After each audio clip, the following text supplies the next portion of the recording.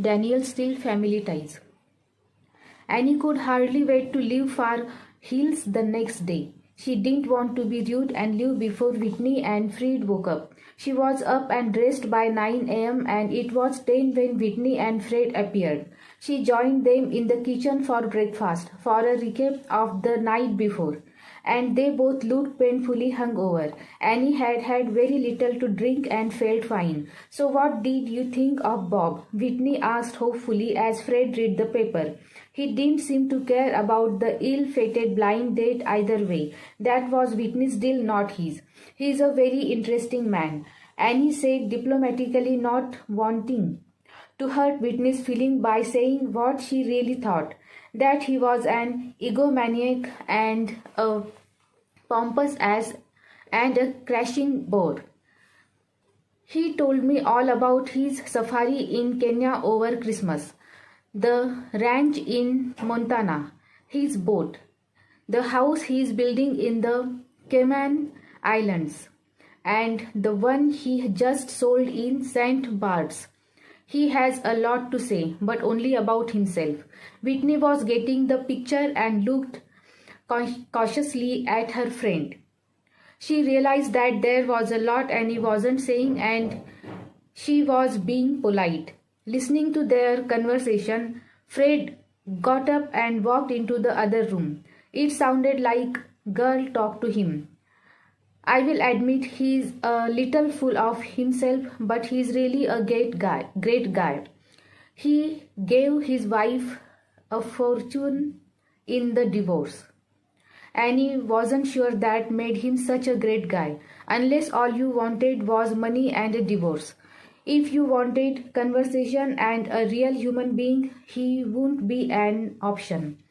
"That's nice for her," Annie said vaguely as they sipped her coffee. She left him for the golf pro at the club. It was a terrible blow to his ego, and he's been going out with a lot of young women. They are just after his money. What he needs is a real person. Is that his assessment or yours? He's probably having fun with the young women, Annie said sensibly. She really didn't care. They are all gold diggers. I have met them. He deserves someone better. Annie wanted to tell her that he didn't.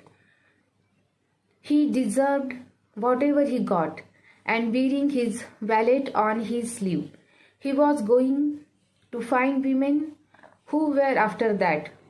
Maybe all they wanted now was to buy one, but he was of no interest whatsoever to her.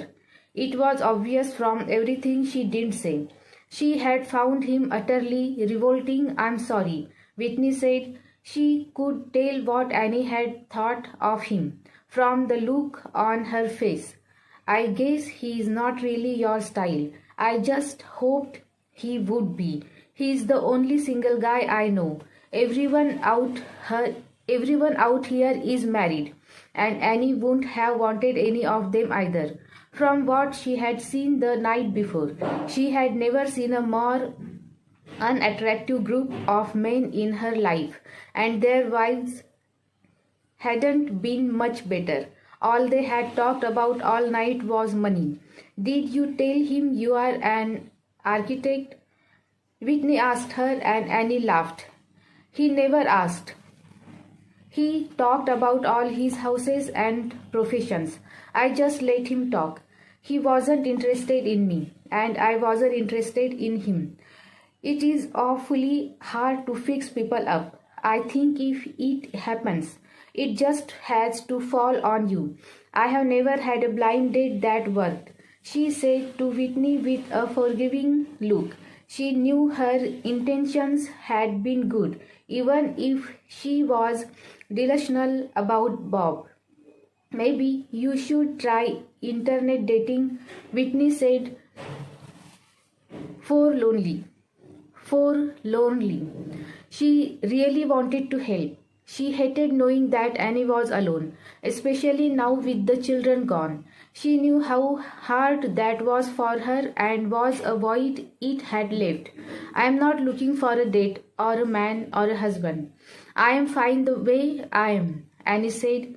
And I don't have time anywhere. I have 10 major jobs backed up right now. Honest, why, honest, wait, I am fine. It's not a high property. It's not a high priority for me right now. And Whitney knew it hadn't been for too long. It hasn't been for 16 years. Whitney reminded her, you have a think of your future. You are not going to be young and beautiful forever. And you don't want to wind up alone. It didn't sound bad to Annie if she alternative was Mom Graham. Alone isn't so bad. Annie smiled at her. I am not unhappy. I just miss the kids, but that's going to happen to you one of these days too. They all grow up and leave sooner or later. I am dreading it, Whitney confessed as Fred walked back into the kitchen and heard what she said. I am not, he said with a grin. As soon as the last one leaves, we can start traveling and doing everything we couldn't do for the last 20 years. We will be able to go away without worrying if they are totaling the car or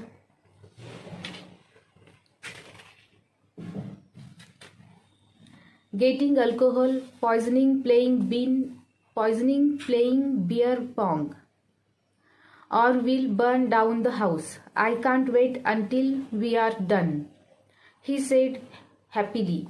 I don't think women see it that way. Annie told him, it's a huge loss to us when they leave. The kids were my best job for all these years, and suddenly I am obsolete. Thank God, I never gave up my day job, or I had really be lost now. Whitney understood perfectly, which was why she kept trying to find her a man. Annie got up from the table. Then I went to get her things. She said goodbye to Fred and thanked Whitney for a nice time and got into her car with a sigh of relief. She couldn't wait to get home. She felt stupid for having come out at all and for thinking that this blind date would be different. She reminded herself, as she had before, never to do it again. But in a couple of years, she knew she had forget and let someone sucker her into another blind date. She hoped that this time she had remembered just how bad it had been. As Annie left New Jersey, Katie and Paul were making breakfast in Annie's kitchen. They had gotten up early and dressed. Paul wanted to be gone before Katie's aunt got home. He didn't know how she had reacted to his spending the night, and she had sensed her reservations about him, although Katie had been gentle in discussing it with him. Both of them were disappointed by their family's reservations but not surprised.